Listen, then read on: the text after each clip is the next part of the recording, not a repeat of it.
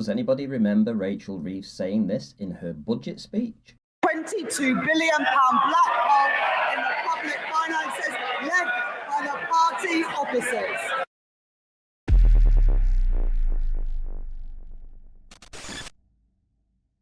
Now that little excerpt there could be the downfall of Rachel Reeves for this reason. Mel Stride, who's the Shadow Chancellor, has written to the FCA asking for an inquiry. The reason being market manipulation.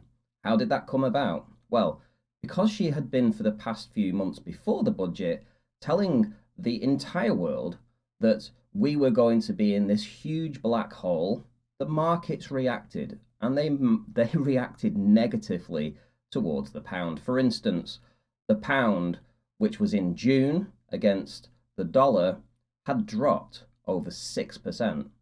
Against the euro, it had dropped over 5%. This is huge. This is market manipulation. It meant everyone that went abroad this year to either the US or basically anywhere in the world was getting less bang for the buck. Not only that, the stability of the markets was affected in the UK. People might not want to have invested because of the negative reports that were coming out. But it turns out that all along, she already knew. She knew that this was a blatant lie. Let's get into this.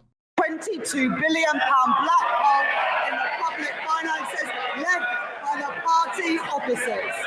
A major breaking story tonight is that the Prime Minister reportedly knew there was no black hole in the public finances, and yet he still allowed Rachel Reeves to stand at the dispatch box and warn Britain of a shortfall that simply did not exist. Not true. BS. Fantasy. Dreamland. Downing Street tonight says Rachel Reeves' claims were, quote, entirely accurate, but the OBR's own published accounts show the Treasury overstated the problem, exaggerated the gap and talked up a crisis just to justify £30 billion worth of tax rises. Britain now suffering the highest tax burden in history. Benedict, two really damning front pages in the papers tomorrow, the Telegraph and the Mail. What's your take? Is it time for him to go and take Reeves with him? Well, I think it's high time that this administration was actually shown the back door and actually got rid of. But finally, it seems that we have something that we can particularly nail them to. I think that this is an egregious thing to have happened. And, you know, for so much time now, the country has been sort of laboring under this impression that actually there was this dreadful shortfall in the public finances, and that this was going to be what was used to justify a significant uptick in our taxation. This has led to real world consequences. This will have had business implications. People will have decided whether or not they are going to emigrate from this country, whether or not they are going to invest or not in this country as a result of the scaremongering that was coming out. Yeah, quite aside from the fact that the public may well have been lied to, there have been consequences as a result of this. And I think it's pretty disgraceful, frankly, that this has been used potentially as a cover simply for a series of ideological tax rises to fund welfare because the party is not mature enough to cut spending. Yes, I think finally this is the moment at which most people, including a lot of Labour backbenchers, I think, should be able to get the gumption and say these two need to go. Mel Stride, the Shadow Chancellor, has written to the head of the FCA, basically saying that it was market manipulation. Gilt yields were volatile, the markets were volatile in the lead up to the budget because Rachel Reeves was giving a doom-mongering warning to the country and to our financial institutions.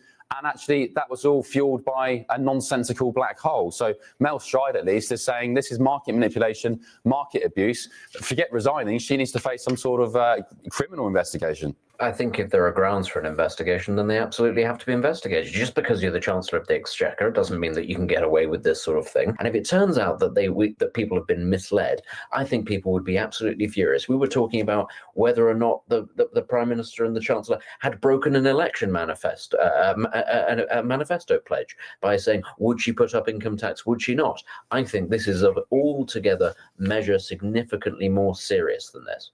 And earlier today, Rachel Reeves went on the BBC and she answered some questions. Let's take a look at what she had to say. So the headroom that I had in the spring statement of £9.9 billion, I've taken that up to £21.7 billion.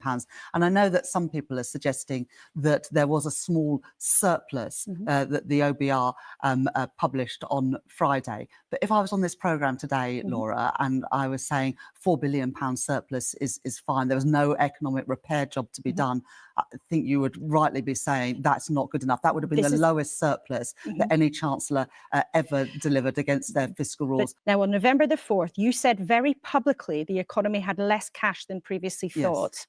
I don't want to use the jargon, but it's a productivity downgrade for people who've been following it.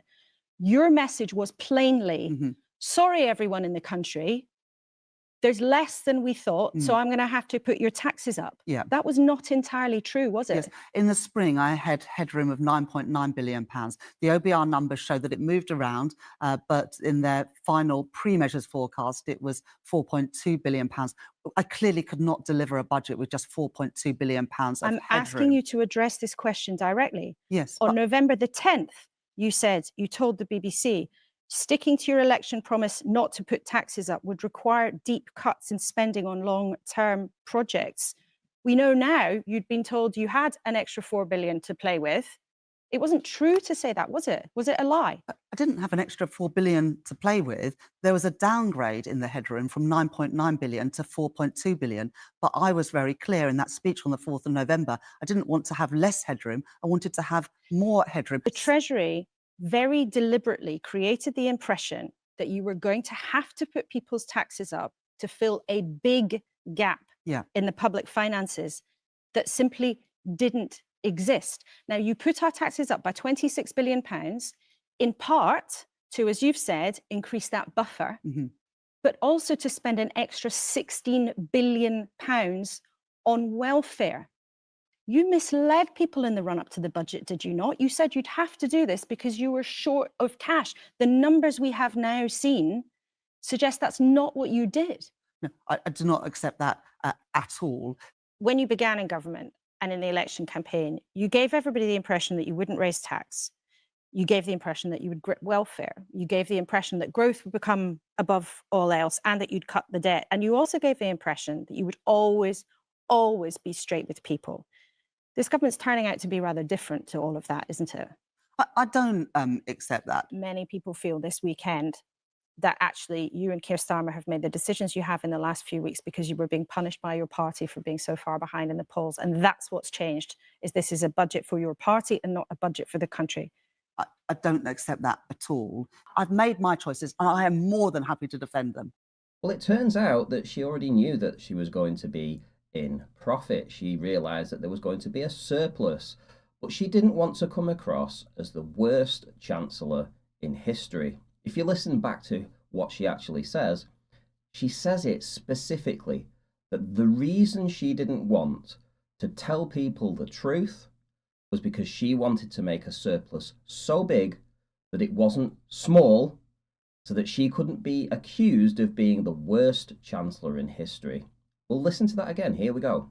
But if I was on this programme today, Laura, and I was saying £4 billion surplus is fine, there was no economic repair job to be done, I think you would rightly be saying that's not good enough. That would have been the lowest surplus that any chancellor ever delivered against their fiscal rules.